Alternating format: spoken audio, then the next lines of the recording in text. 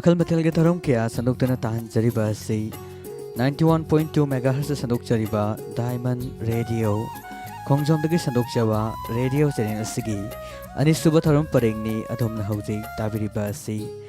channel सिदा हौजिक लांथोक जरी Manipuri novel लमन तरामंगा सुबा तांकक वारी सिगी बैकग्राउंड स्कोर अमसुंग एडिटर अबो निगोंबम वारी सिगी नेरेटर दा विक्रम जेंगले थोरमसी मयाम पुना तामिनसे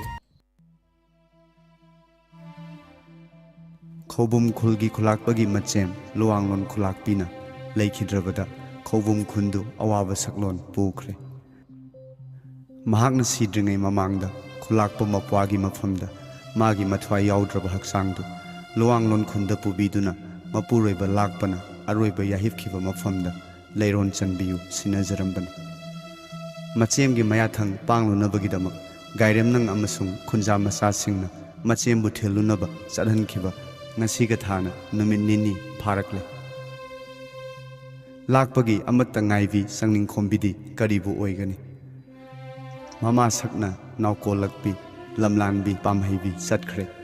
magi marumda thupsaramba parina mabu thadokpiramle makhoina satkhiba numittagi panthogi phaugeidagi phosing thaduna numit pazakhi maduna magi pothafam oijaraki sangning pukning khangbi khulakpi manemni ममौगी मतौ येंगबमक्तदा खांगबा ngamdraduna ana loikhravani lakpi mahak leibana asup kuiba sangning pukning kaidong phangjakhibani awoiba maksu lakpi magi loksingna nongma nongmagi luhongba yaithoktuna lakpani yarabadi sangningi mabuk olaksanu haina adugumba lakpi dusu satkhre haujik magi damak lepliba haibabu gainem nei matada mangair wakhal asimaktana thambal man bi sangning musuk muna kahatle tanan bi samlangna sarang kokfa ma oire gairem nangna chingduna luwanglon lakpibu luwanglon khultana theluna basat khringai asida luthogi apamba khawrangbadu thodong lakle ngaingam khidre nahan makhaidi magi apambadu mangam salakte lakpi mabu kibadagi numidang waini